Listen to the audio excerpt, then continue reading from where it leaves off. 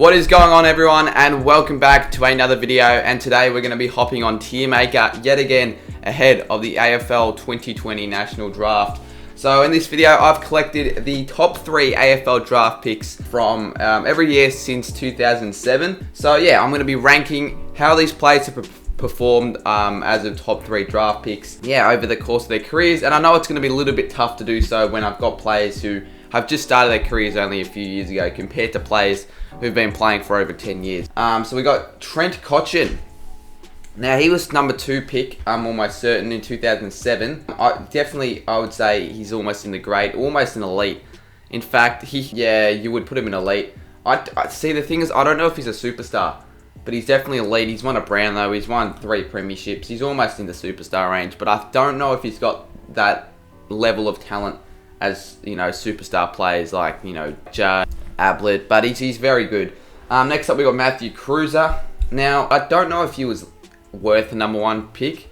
Like, if we're rating this in terms of like top 3 quality, then he'd probably be somewhere between the good and great category. He did play over 200 games for them, and he only just retired this year. So for now, I'm chucking him in good, but I'll probably move him up to great. And next up, we've got Chris Maston, who another player who wasn't really a top 3 pick, I wouldn't say. Like, he was alright for the Eagles. I don't know if he actually was involved in their premiership. He might have been in 2018. I think he was. So I guess he was a premiership player, but I don't know if he gave him a lot. So I'll probably put him in good as well, because I think he did get delisted like a couple years ago as well. 2008, I think this is pick number 3 or something, pick number 2. But we got Nick Naitanui, arguably one of the best players in the comp at the moment. Top 3 ruckman, that's for sure. So yeah, he's one of the most influential players for a team. Like Naitanui, if he's injured, West Coast have a lot lower chance of winning. So I'm probably going to put him in the elite category along with Cotchin. I reckon that is good enough. Next up, we got Stephen Hill. What was he? Pick 3? Pick 2?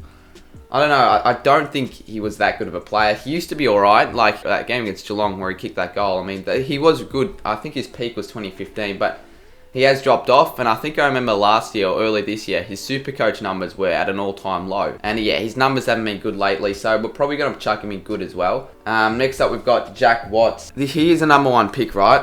But is Jack Watts better than Stephen Hill and Chris Maston? Now, that's the question. Because a lot of people did bag Watts, and that's simply because he was number 1. But I'm sure if he was number 3, he wouldn't have gotten as much criticism as he would have gotten as number 1. And to be fair, I don't think he was as bad as what people say. He played almost 200 games for them. However, I guess he wasn't really that good of a player, and he didn't really have a breakout season, and he was always getting an average amount of numbers, and it was always like that B to C grade player. So I might even chuck him into decent, considering how much people expected out of Watts and really how little he gave back. Next up, we got Dustin Martin. I think he was pick 3 in 2009. And it's safe to say you could probably chuck him in superstar. You can't really not chuck a player who's won 3 Norm Smiths, a Brownlow, 3 premierships into superstar. And I can always safely say that he's better than Trent Cotchin and Nick Naitanui. Tom Scully, another player who I think at his peak was at the Giants. He's moved to Hawthorn, and he really hasn't been back to his peak form, and probably will never get there. But yeah, Scully, number 1 draft pick. I think he was probably better than Watts, but he's probably in that good area. I'd say he's probably better than Stephen Hill, or I don't know, I'll put him above Maston, but honestly, I don't think he was too good.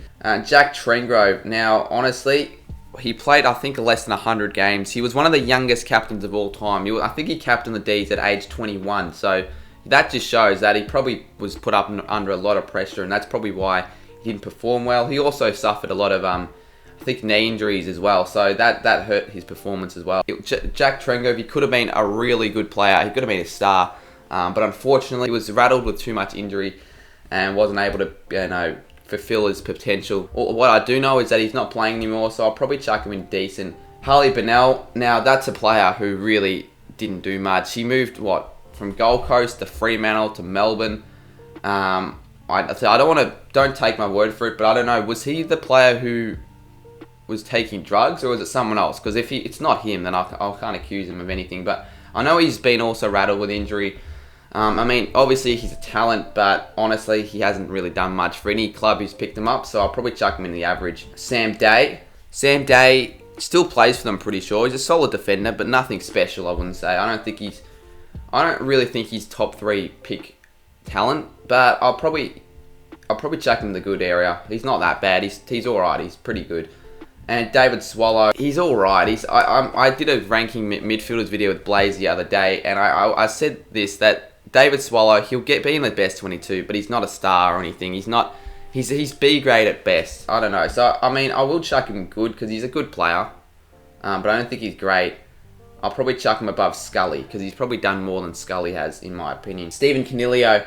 Now, yeah, I can probably chuck him above good, but however, I don't know if he's elite or superstar yet. He still has some years in him, obviously, but yeah, his season 2020 definitely was, pretty poor. I mean, as captain to get dropped, that just shows that you're lacking form. So, I don't know. If he would have had a really good season this year, I would have chucked him up to elite, but I'm going to put him into great just because of it. Next up, we've got Jonathan Patton. Now, he was a number 1 draft pick at the Giants. He was actually, I thought he was one of the, a pretty good player who was going to turn out to be a star. But he's moved to the Hawks and he's just been, getting too many injuries. It's unfortunate for him, but honestly, he hasn't really been anything for a number 1 draft pick. He hasn't really showed up to his potential. So I'm going to put him, I could almost put him in an average spot. Was he better than Watts? Now, honestly, at this rate, definitely, he's probably worse than Watts, so I'll probably chuck him in average. Next up, is that Dom Tyson? It is Dom Tyson. Now, as a, top 3 draft pick,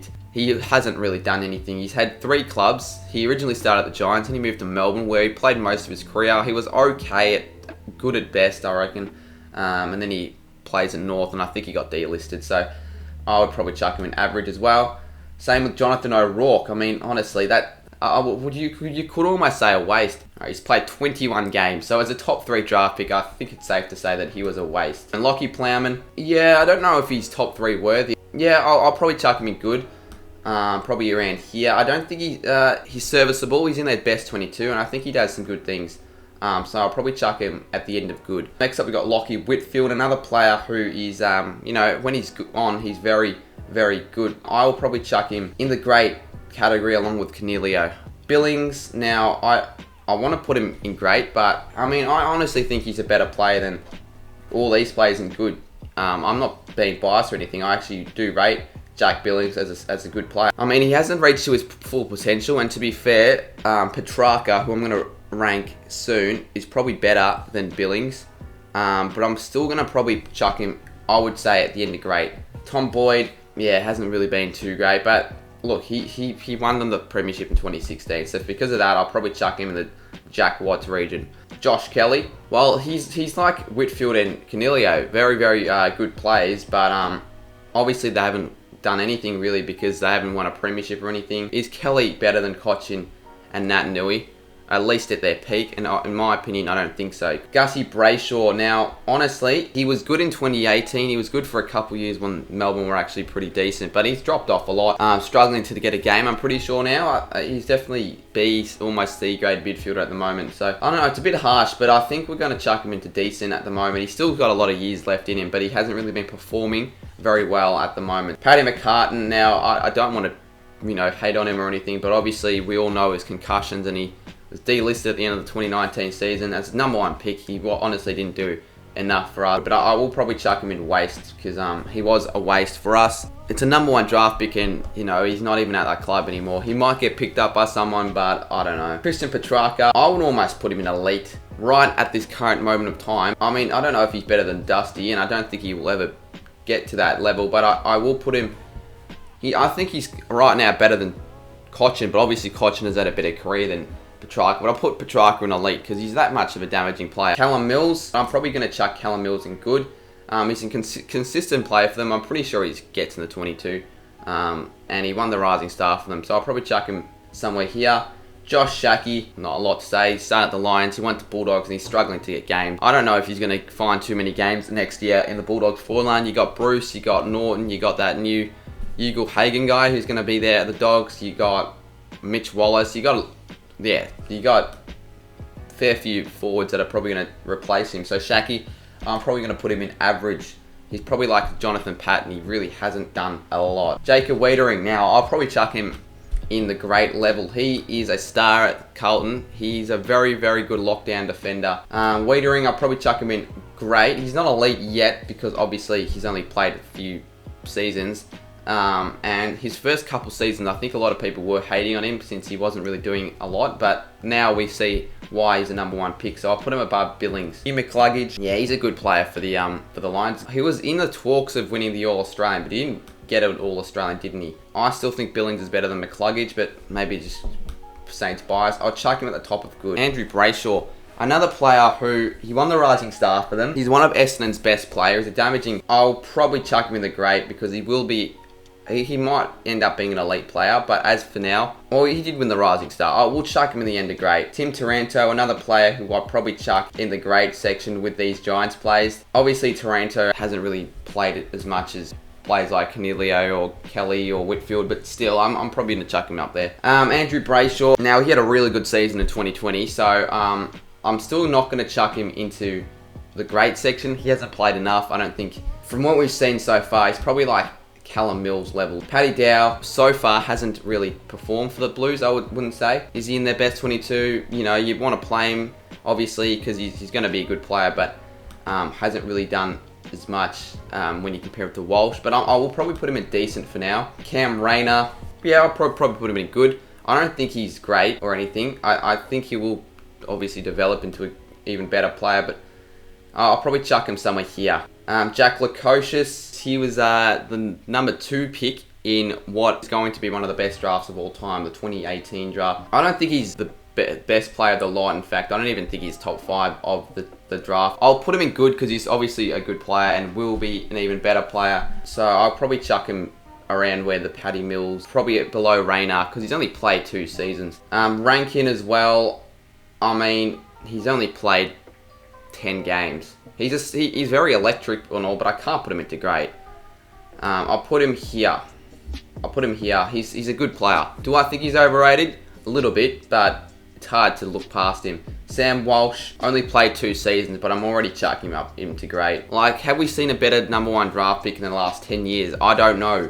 He's arguably Carlton's best performing player in 2019 or 2020, and he's second-year player, so yeah, he will be an absolute star. Now Noah Anderson, and he's obviously only played 1 season, so I can't. He's a good player though. He was in the talks for Rising Star, so I'll have to chuck him in the good, I would say. Luke Jackson, another player who, when he was playing, was good, and you can't put him decent, average, or waste. Obviously, he's not a waste, but he hasn't played enough games for me to really properly rank him. So that's why I'm just going to chuck him on the end of good. And then Matt Rowell. Very hard to rank Matt Rowell because everyone ranks him as an absolute star, a god and all that. He's only played 5 games. So, I mean, I think we can settle down a little bit. But just looking at how he really goes about it, the amount of hours he puts into training, he'll be very, very good for them. You know, if he plays very well next year, the Suns could make the finals. So you can't really put him great, can you? Because he's played 5 games, but he's played 5 games of great footy. Because of that, probably will chuck him into great, but it's a little bit weird seeing someone like Matt Rowell over someone like Matt Cruiser who's played 225 games. So anyway, I think that's good. I'm not going to bother going over some reshuffling because I think it's decent. Now,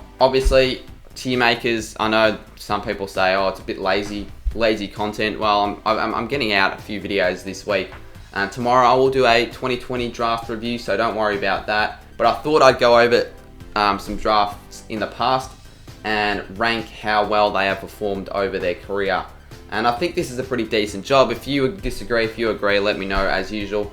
If you want to play this tier maker at any stage, links in the description, so feel free to play. Just give me a bit of credit. And really, that's all I've got to say. If you enjoyed the video, make sure to give it a like and subscribe. Hope you guys enjoy, and I will see you guys very soon in the next video.